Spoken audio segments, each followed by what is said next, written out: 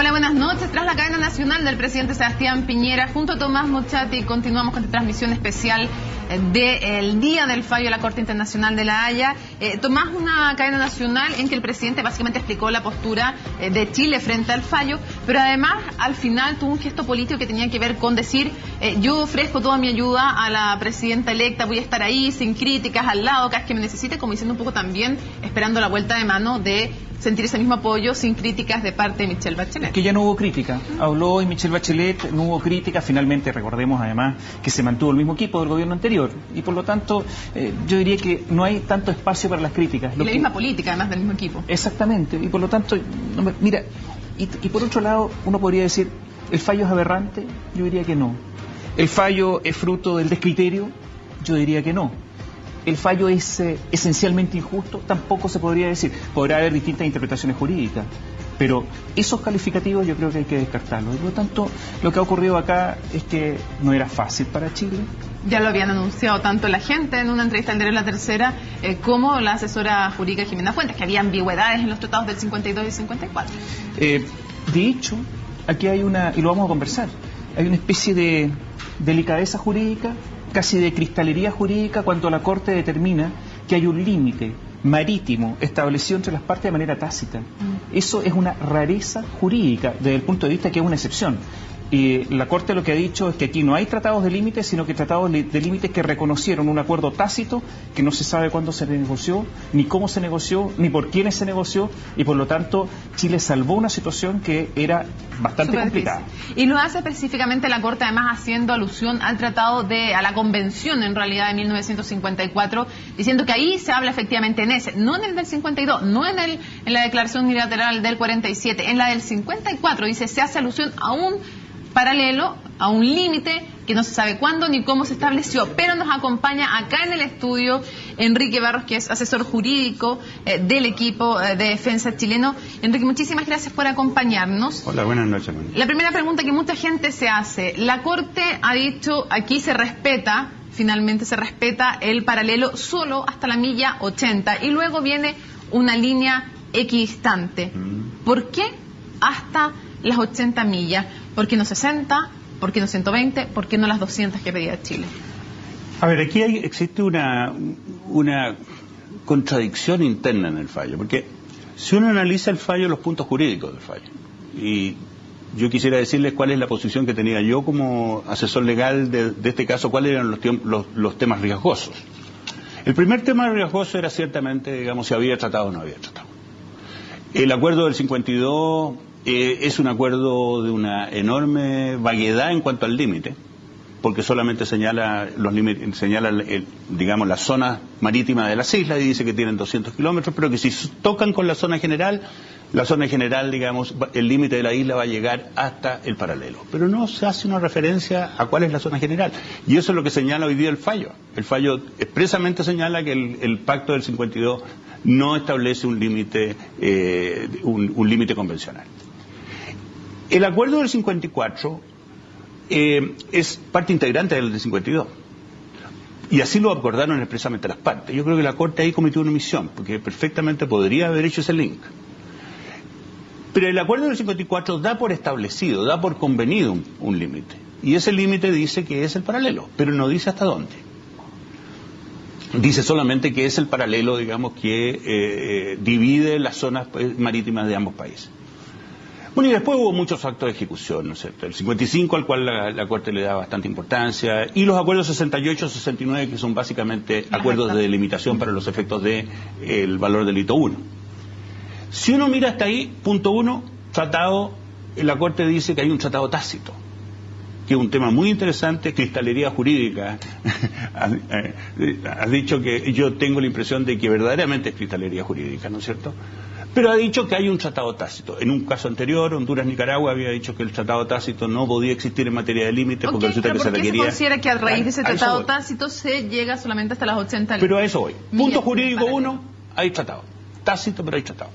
Punto jurídico 2, que poco especulamos nosotros, digamos, en los días anteriores al fallo, pero que siempre estuvo latente. El Perú siempre dijo que estos acuerdos eran acuerdos provisorios, acuerdos de pesca, que no tenían un valor permanente. Por lo demás, eso es siempre lo que señalaron los escritores peruanos que, en el fondo, construyeron la doctrina en la cual se fundó la demanda peruana. La Corte ha dicho que son tratados que tienen un efecto multipropósito. En otras palabras, el 52, la declaración chilena del 47, es el inicio del nuevo derecho del mar. 200 millas para fines de uso económico exclusivo. Punto 2, ganado. ¿No es cierto? Y el punto 3 es el hito. Vale decir, ¿por dónde corre el paralelo? ¿Qué paralelo? 150 metros más acá, 150 metros más allá, y la Corte también lo define en favor de Chile. Si uno busca esos 3 elementos jurídicos del fallo, uno debería decir, Chile ganó el caso. Pero ¿qué es lo que hace la Corte? La Corte, basándose especialmente en el artículo primero del convenio complementario del 54, que no señala las 200 millas, pero reconoce que existe un tratado de límites que señala el paralelo como criterio de limitación. La Corte dice, bueno, ese tratado es un tratado que básicamente se refiere a la pesca y por lo tanto lo que tenemos que buscar es cuál es la pesca relevante. Y ahí es donde hay juicios, se habla de 60 millas, se habla de 80 millas, se habla de 100 millas. Hay uno de los votos, digamos, de los ministros señala que 100 millas es un exceso, lo cual muestra que claramente los jueces tuvieron en consideración las 100 millas en algún momento y al final termina en 80 millas. Hay algo de creacionismo, hay algo voluntarista en el fallo en ese sentido. Porque la argumentación jurídica va por un lado y la conclusión en cuanto a la extensión del paralelo va por el otro. En ese sentido, digamos, hay una cierta contradicción en el fallo. Y no es que, lo que ocurre es que con respecto al paralelo es un acuerdo entre partes. ¿Sí? Y con respecto a las 200 millas afecta a terceros. Sí. Y por lo tanto el trato es distinto. Y como no había norma jurídica en la época, porque se estaba recién creando, pero no había sido reconocida, lo que hace la Corte en el fondo es determinar efectividades. A ver, usted reclama 200 millas, ¿cuánto ejerció en derechos económicos en millaje? Y por lo tanto reclama efectividades, ¿cuánto lo hizo? ¿En 80? ¿100? No, en 80. Claro. Y por lo tanto, porque no había norma. Claro. Y por lo tanto, ahí hay una lógica. Sí, pero ahí también esa lógica es complicada, ¿no es cierto? Porque la Corte, digamos, cuando habla del 52, cuando habla de las declaraciones del 47, de alguna manera da por entendido, y cuando califica, una cosa muy importante, cuando califica, fíjate, que eso es muy relevante, que la Corte cuando califica que los acuerdos, que las declaraciones del 47, que los acuerdos del 52, el acuerdo del 54, tienen el mismo objeto que el nuevo derecho del mar, que se configuró un cuarto siglo después. De alguna manera está diciendo que los países estaban de acuerdo en las 200 millas. Si la única duda que hace la Corte no es si eran o no 200 millas los que fijaron como soberanía y jurisdicción en esa época y como uso de los recursos naturales, sino que la Corte lo que hace en ese punto específico es decir, lo que ocurre es que el acuerdo del 47, del 54, no establece hasta dónde llega el límite del paralelo. Por lo tanto, ahí es donde empieza a juzgar y dice, tratándose de un acuerdo pesquero, veamos dónde es relevante. Y la pesca relevante, dice, se produce en los 60, en las 80 o en las 100 millas. Tenemos una opinión del presidente Ollanta Humala que se refiere a otro de los puntos que los invito a revisar y tiene que ver efectivamente con el hito 1. Muchos se preguntan si a raíz del respeto del hito 1 como límite marítimo, como inicio del límite marítimo, si realmente está zanjado también como límite terrestre. ¿Es esto tan así? Escuchamos qué dijo el presidente Ollanta Humala. En lo concerniente al punto de inicio del límite marítimo, la Corte ha señalado que éste se ubicará en la intersección del paralelo que pasa por el hito número 1 con la línea de baja marea. Quiero destacar que ello no prejuzga ni afecta la intangibilidad de la frontera terrestre establecida en el Tratado del 29 y a los trabajos de la Comisión Mixta de Límites de 1929 y 1930, que fijan su inicio en el punto Concordia. No sé cómo lo ven ustedes, Tomás, Enrique, pero a mí me parece clarísimo que desconocen que este sea el límite terrestre, por lo tanto, hay que negociar. El presidente Piñera acaba de decir una cosa distinta. Yo lo sé, estoy dando desde pecho. Pero la Corte, ¿qué es lo que dijo la Corte en el fallo? La Corte lo que hace básicamente es decir que hay un acuerdo de limitación marítima que pasa, digamos, por el hito 1. y que no tiene competencia solamente para la eso. Corte, eso fue también argumentado por Chile, yo no estaba en el inicio de la discusión, pero yo creo que fue una decisión muy correcta. Se dijo, para el límite marítimo tiene competencia la Corte por el Tratado de Bogotá. Para el límite terrestre hay una jurisdicción especial que está convenida, que es el presidente de Estados Unidos, y además que es anterior al Pacto de Bogotá, porque es el Tratado del 29. Por consiguiente, el límite terrestre no nos podemos pronunciar, pero claramente la Corte lo dice inequívocamente, digamos, que sobre la materia terrestre no se va a pronunciar. Pero yo creo que hay un argumento que va a ser bien difícil, en definitiva, contrarrestar por Perú, que es el siguiente. El pacto del 52 y todos los pactos que se hicieron con posterioridad, todas las ratificaciones que se hicieron incluso, dicen que el límite marítimo comienza en el punto donde la frontera terrestre alcanza el mar. Y en definitiva, ese punto donde la frontera terrestre alcanza el mar es el que define o sea, en otras palabras, el límite terrestre es el que define el límite marítimo. Por tanto, también el límite terrestre se puede construir a contrario, desde el otro lado. Se puede construir diciendo, en atención a que la Corte ha estimado que el límite marítimo pasa por el hito 1, uno debe inferir que ese es el punto donde desde el punto de vista jurídico, el límite terrestre alcanza el mar. Ahora, si hacemos caso a la pretensión de Ollanta, del presidente de Perú, lo que pretende él, si es que respeta el fallo además, es que pretende una costa seca por unos metros. Sí. Lo que es una rareza jurídica también. Es una rareza jurídica. Hay un fallo, hay un voto, el voto del ministro japonés, que hace precisamente alusión a la rareza de la costa seca. La costa seca es una rareza, es una rareza, pero generalmente tiene base convencional.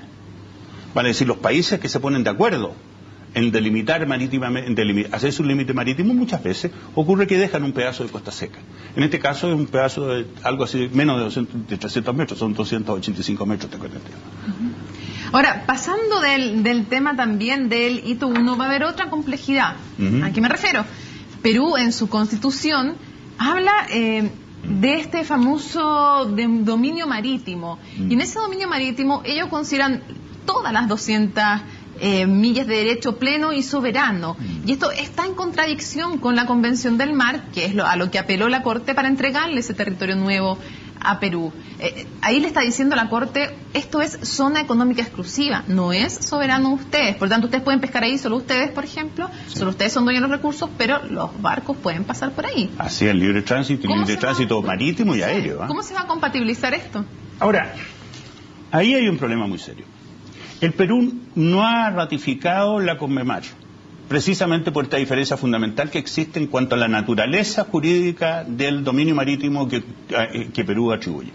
Es bien curioso porque resulta que en su origen, tanto las declaraciones del 47 como el Tratado del 52 hablan de jurisdicción y soberanía, además del uso de toda la riqueza económica que hay en los mares y en el subsuelo. O sea, junta las dos cosas. Chile se desmarca de jurisdicción y soberanía cuando viene la CONMEMAR, suscribe la CONMEMAR, se ratifica la CONMEMAR y ratifica tempranamente la CONMEMAR, y por lo tanto se acabó en Chile la discusión. Problema en el Perú. El problema del Perú es que durante los alegatos el agente Alan Wagner dijo que el dominio marítimo peruano podía coexistir con la zona económica exclusiva. Pero el Perú exige en su zona económica exclusiva, vale decir, en las 200 millas, exige autorización para entrar los barcos, autorización para hacer pasar los aviones. En definitiva, hay una cierta contradicción. Porque la pregunta es esta: si se le reconoce esta nueva zona, que a título de zona económica exclusiva, ¿puede ocurrir que el Perú tenga lo que le falló la Corte a título de zona económica exclusiva y el resto de su territorio marítimo como dominio marítimo? Pareciera que hay una contradicción que es insalvable. Yo creo que el Perú lo que tiene que hacer es hacer lo que en algún momento durante el fallo y durante el caso, incluso poco antes de los alegatos, se discutió en el Perú de que era adherir a la CONMEMAR. Y si adhiere a la CONMEMAR va a tener que someterse naturalmente a las reglas de la CONMEMAR, que dicen, mire, 12 millas es soberanía. Más allá de las 12 millas y hasta las 200 existe solamente explotación económica de recursos y por lo tanto no hay problema de dominio marítimo. Pero la sentencia lo que dice es que el representante de Perú se comprometió a respetar la Convención del Mar. Así es. Por lo tanto, si hay una dificultad, habría un recurso. Tomás, mira, yo tengo la impresión de que este es un punto que en la implementación incluso eventualmente podría dar lugar a un recurso de interpretación. Bueno, de hecho acaba de declarar la canciller Eda Rivas que el triángulo terrestre no está en controversia y que Perú queda con costa seca, por lo tanto siguen reafirmando la postura. Ya pero, vamos Mónica, a seguir conversando, pero tenemos que ir rápidamente a Arica, donde está nuestro compañero Daniel Matamala. Daniel, resúmenos también, porque la gente se va incorporando a la sintonía, cuál es la impresión hasta ahora de la población en Arica, cuál es el ambiente, cuál es la sensación. Bueno, como contábamos más temprano, Mónica, es un ambiente absoluta tranquilidad a esta hora. De hecho, estamos aquí en la cima del Morro de Arica, dominando, la verdad, la ciudad. Y el único bullicio que se escucha es de una compañía de danzas nortinas que está a esta hora ensayando justo bajo el morro. En lo demás, completa tranquilidad. Hubo, como mostramos durante el día, una marcha bastante masiva hacia el gobierno regional, donde estaba el ministro del Interior, Andrés Chadwick, que terminó con algunos incidentes menores. Un puñado de manifestantes fue a encarar a militares que estaban en el regimiento Rancagua, fueron reprimidos por carabineros y todo terminó con 4 personas detenidas y con 2 periodistas con heridas. Pero eso fue todo lo que ocurrió. El resto del día ha transcurrido con completa normalidad y se ha ido asentando la impresión general de que en términos económicos, en términos pesqueros, Arica no ha perdido prácticamente nada, según lo que ha dicho, de hecho, según las cifras que ha entregado el gobierno, el total de la pesca involucrada es menos del 0,1% de la pesca regional, porque, y esto lo sabíamos con anterioridad, la inmensa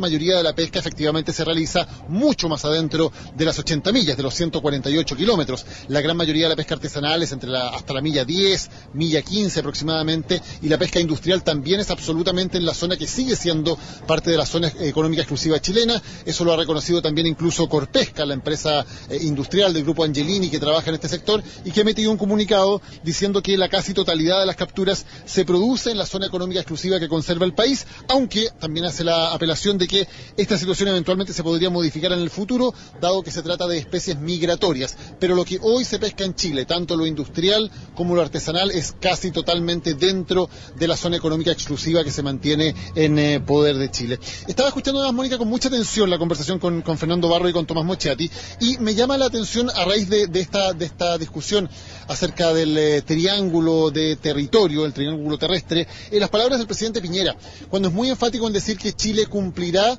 pero también exigirá el cumplimiento de este fallo, y de inmediato dice que la implementación requerirá de cambios en la legislación. Uno entiende que ahí está haciendo una apelación también a que Perú cumpla el fallo y a que adecúe su legislación a lo que ha determinado la Corte de La Haya. Por lo tanto, me parece que son palabras interesantes esas del presidente Piñera, y que probablemente en la reunión que tengan el presidente Piñera, la presidenta electa Bachelet y el presidente Humala en Cuba con motivo del CELAC, probablemente haya una discusión interesante ahí en términos de cómo avanzar en la implementación y qué le va a pedir Chile a Perú también, para que se dé por sentado que Perú también está avanzando efectivamente en el cumplimiento y la ejecución del fallo. Hasta el día de hoy se hablaba solamente de qué tan rápido iba a ser Chile en implementar un fallo, pero ahora se abre una discusión que va para los dos lados. Qué tan rápido es también Perú en la implementación de este fallo, y si toma las medidas legislativas que desde el punto de vista chileno sería necesario tomar para que se entienda que está efectivamente acatando y ejecutando la implementación del fallo, Mónica.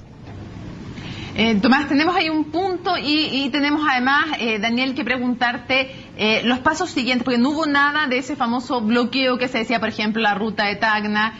¿Cuáles son los siguientes pasos? Porque a pesar de que no es tan grande lo que se pierde respecto a la pesca artesanal, vienen reuniones importantes y el gobierno ha insistido en que le va a dar apoyo a los pescadores artesanales, probablemente, 1, porque tengan la intención de hacerlo, pero 2, también porque con eso también se controlan las críticas respecto a lo que se perdió. Sí, en concreto lo que se decidió en la reunión de hoy entre el ministro Chadwick y los representantes de los pescadores es que habrá una reunión el miércoles, pasado mañana, en Santiago, entre los pescadores y el ministro de Economía, Félix de Vicente. Este tema queda en manos del ministro de Economía. Ahora, también el gobierno fue claro en decir que aquí no se trata de realizar un plan de compensación para todos los pescadores, porque la situación de los pescadores no ha cambiado, salvo en casos muy específicos. Se hablaba de un máximo de 11 embarcaciones que se dedican a pescas específicas de especies que están están en ese sector, como el bacalao, como el pez espada, que son recursos migratorios, y que específicamente esas naves, que son naves de mayor calado y que son consideradas semi-industriales, podrían tener algún tipo de dificultades y por lo tanto en esos casos específicos se podría actuar. Eso es lo que tiene relación con el fallo. Ahora, evidentemente los pescadores artesanales también están intentando aprovechar esta ocasión para hacer ver temas que son más profundos, que son más de largo plazo y que tienen que ver con promesas incumplidas, por ejemplo, en torno a la construcción de una nueva caleta de pescadores en Arica.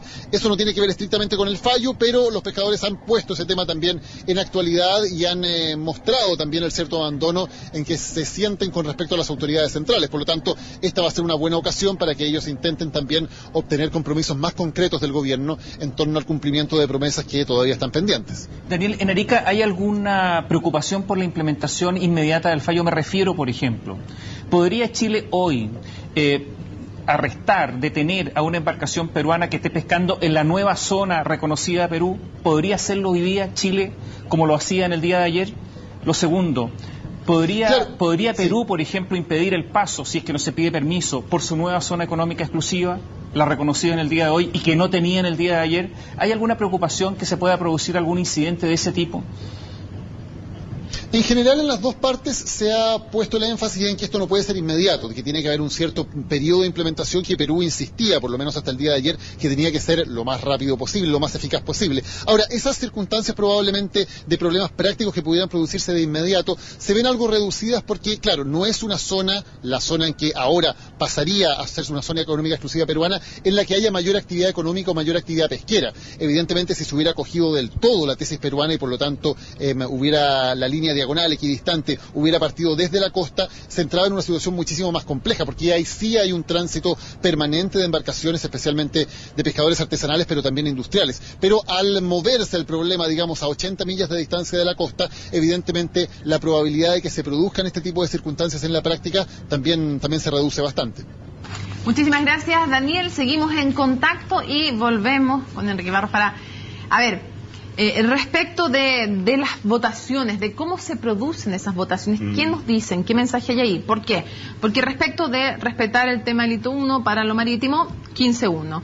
Respecto de que el paralelo seguía siendo la norma, no hasta dónde, sino que el paralelo existía como norma de limitación de un límite marítimo, 15-1. Respecto de no pronunciarse sobre el triángulo externo, 15-1. Pero cuando ya se entra en el fondo hasta dónde llega el respeto al paralelo y qué pasa después de esas 80 millas, ahí la votación es más dividida, 10-6.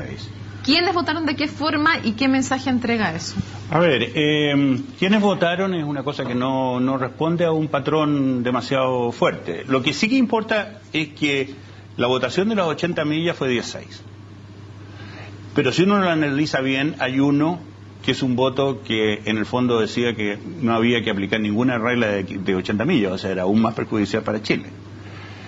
Los 5 restantes votaron, incluyendo el presidente de la Corte, dijeron que no había razón alguna para que no se reconocieran las 200 millas del paralelo, que las 80 millas era una dimensión, digamos, que no tenía antecedente, ni siquiera en los antecedentes del juicio. Es una cosa muy importante, muy interesante más bien, porque durante el juicio no se planteó el tema de la pesca en alta mar. No se planteó que el año 56 podía haber bonito y atún a 60, 80 millas. Es un antecedente que la Corte obtiene de los antecedentes presentados y muchas veces con otros propósitos. Por consiguiente, ahí también hay un problema. La Corte construye las 80 millas no sobre la base de los antecedentes que le propuso el Perú, ni de los antecedentes que propuso Chile, ni de argumentaciones que plantearon los países, sino que ex nihilo, a partir de una decisión de que el acuerdo del 54 no alcanza las 200 millas. El acuerdo del 54, además la Corte, curiosamente también, no lo entiende a sí mismo como un acuerdo, sino que simplemente lo entiende como un acto de aplicación de un acuerdo anterior. Por eso la tesis del acuerdo tácito. Pero los 5 votos hay 5 votos que claramente sostienen, incluyendo el presidente, como digo, que el paralelo debía haber sido establecido hasta las 200 millas. Esto es manteniendo el statu quo. Claro. Ahora, a ver, viene la implementación. Se ha dicho, en todos los gráficos aparece una bisectriz recta, pero no es recta. No es recta. Y por lo tanto va a haber un problema práctico, porque cuando es una bisectriz que hace una guata en contra del territorio chileno, por así decirlo, ¿no es cierto? Una curva cóncava, va a ser muy complejo aplicarlo en el día a día. Sí. No es fácil. ¿Cómo se va a hacer eso? Ahora, a ver, primero, lo que hace la Corte es establecer un criterio. Y ese criterio, digamos que básicamente tiene que ver con equidistancia de ciertos puntos en la costa, ¿no es cierto? Yo creo que ese criterio, aplicarle coordenadas a ese criterio, no debiera ser, en una aplicación de buena fe por ambas partes del fallo, no debiera ser un problema. Esa es mi percepción. Yo creo que aquí lo que hay que juzgarse es que este fallo sea aplicado de buena fe. Y si hay buena fe, eso no va a haber problema. Ahora, como se trata de pesca, como se trata de una zona, digamos, que es básicamente pesca industrial, bueno, yo creo que bastan los GPS. O sea, en el fondo lo que va a ocurrir va a ser es que cada uno de los puntos de esa línea, que no es recta, va a estar fijada, digamos, sobre la base de las coordenadas geográficas y los GPS lo descubren. Si fuera pesca artesanal sería mucho más difícil, pero la pesca artesanal claramente no se ve en lo esencial afectado por este fallo. Hacemos una pausa en esta transmisión especial y ya estamos de regreso.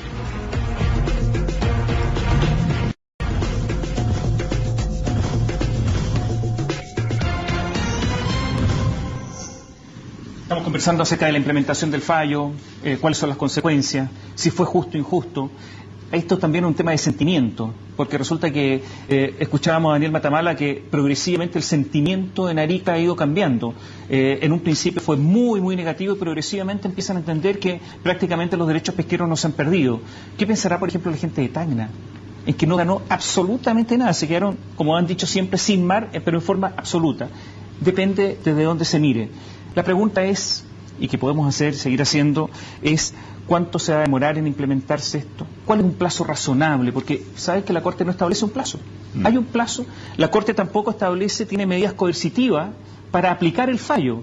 Prácticamente no tiene poder de imperio. No. Entonces, la pregunta es, ¿cuál es un plazo razonable? Eso no lo puedo jugar. Yo creo que en el fondo esto va a suponer cambios legislativos.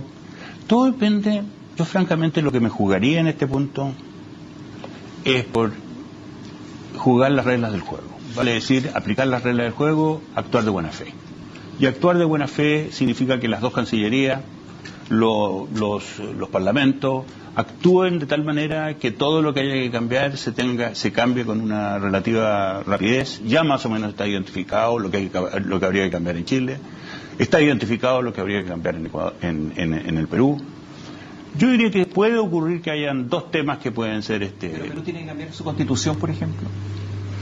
Depende, porque puede haber una modificarla, ¿no? O sea, yo diría que si Perú, por ejemplo, se suscribe la CONMEMAR, ratifica la CONMEMAR, se hace parte de la Convención de Derechos del Mar, bueno, tendrán que entender que lo que dice la Constitución sobre dominio marítimo es algo que debe ser compatible con la CONMEMAR. O sea, de alguna manera eso podría pasar por un tribunal constitucional, de alguna manera tienen que haber arreglos institucionales. Yo creo que el camino más lógico, yo lo que no estoy en condiciones ni soy quien para pedirle a Perú algo, pero yo creo que el paso próximo y el que facilitaría mucho las cosas es que Perú ingresara a la CONMEMAR como todos los países americanos.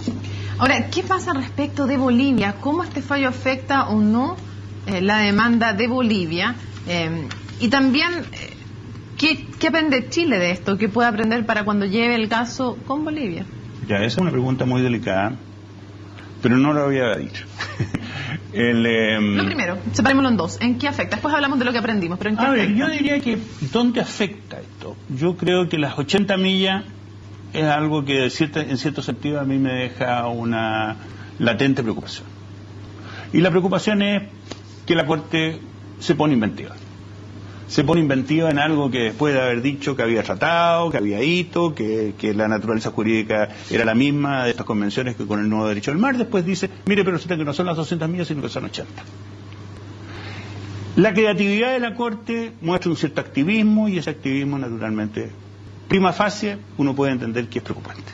Definamos activismo para los que nos están viendo en el sentido, en la casa. El activismo judicial de la Corte podría ser en el sentido de que la Corte, más que regirse por reglas, encuentra con mucha facilidad que existe un vacío en el acuerdo entre las partes que viene a llenarlo con una regulación que la propia Corte establece. Eso es. ¿no es cierto? Dice, no, este acuerdo es incompleto. Hay acuerdo, pero es incompleto y yo lo lleno. Ese es un punto. Ahora, en el otro punto de vista, y en esto yo creo que hay que tener claridad respecto de la radical diferencia del caso chileno con el peruano, del caso peruano con el boliviano. Yo le voy a poner, no sé, a ustedes un ejemplo que a mí me resulta de toda lógica.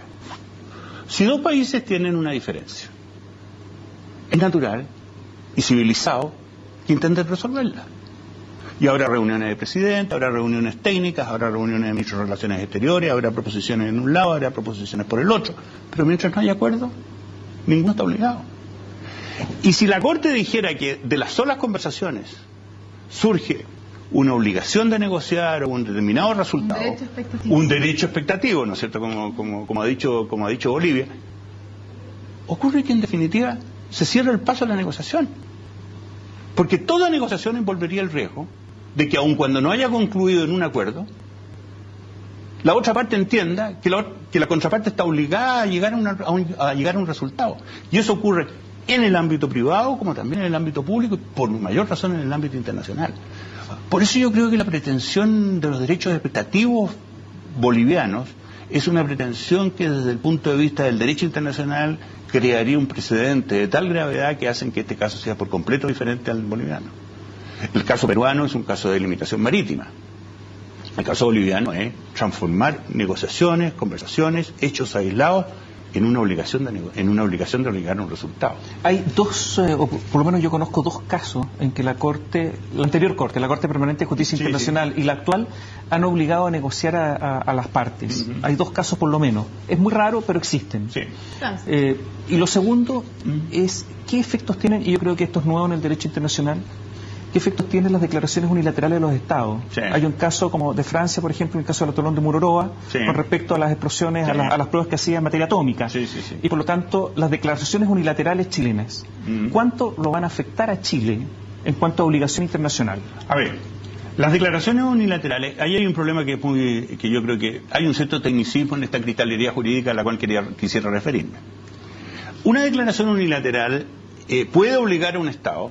Y hay un estudio, nosotros mismos, a propósito de este caso, con Lilian San Martín, un asistente que tuvo la gentileza de contratarme, de colaborar en su contratación durante el juicio del Ministerio de Relaciones, hizo un estudio muy exhaustivo sobre las declaraciones unilaterales.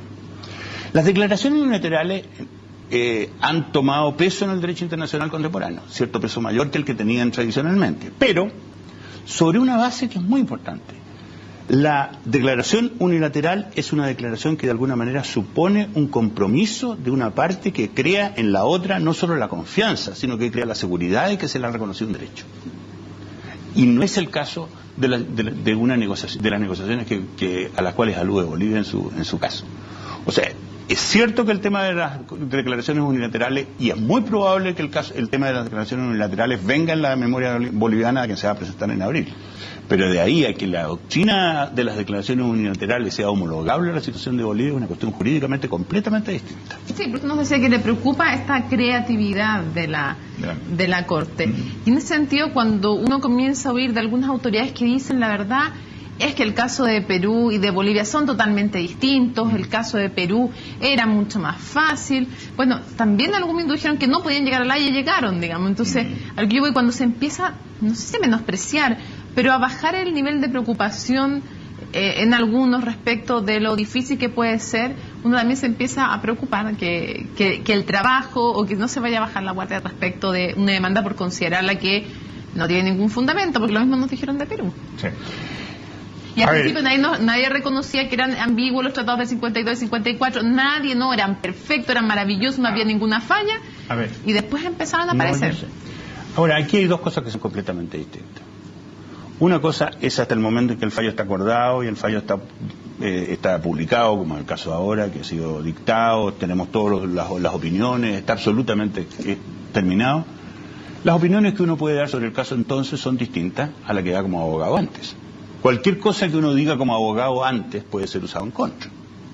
Nosotros jamás podríamos decir, por cierto, que el Tratado de 1952 incluía un artículo 4 que había que ser lógico matemático para poder descifrar que efectivamente establecía el paralelo como criterio de limitación marítima. Sí, pues por eso, y todos sabíamos que eso era así. El punto es que no se dijo, entonces uno se pregunta con Bolivia, ¿habrá algo que nos están diciendo también que nos puede perjudicar en el caso? Yo estoy de acuerdo. Yo creo que con Bolivia, de hecho, digamos, por cierto que uno no puede dar ningún antecedente, porque sería contra el interés nacional que diera Paulo a que está reconociendo, porque el día de mañana lo podría usar Bolivia en su contra. Pero sinceramente, prescindiendo de ese caveat profesional, digamos, claramente yo pienso que la tesis boliviana de que encuentros entre las partes para negociar un determinado acuerdo pueden dar lugar a una obligación de llegar a acuerdo es algo que crearía un precedente absolutamente insostenible en el derecho internacional, porque simplemente cerraría la puerta a cualquier posible negociación, porque todo quien participa en una negociación internacional se vería eventualmente en la situación de tener que llegar a un acuerdo. ¿Bolivia tiene que estar contenta con el fallo de hoy, manteniendo el paralelo de manera que se podría tener la expectativa de una salida por el norte de Arica?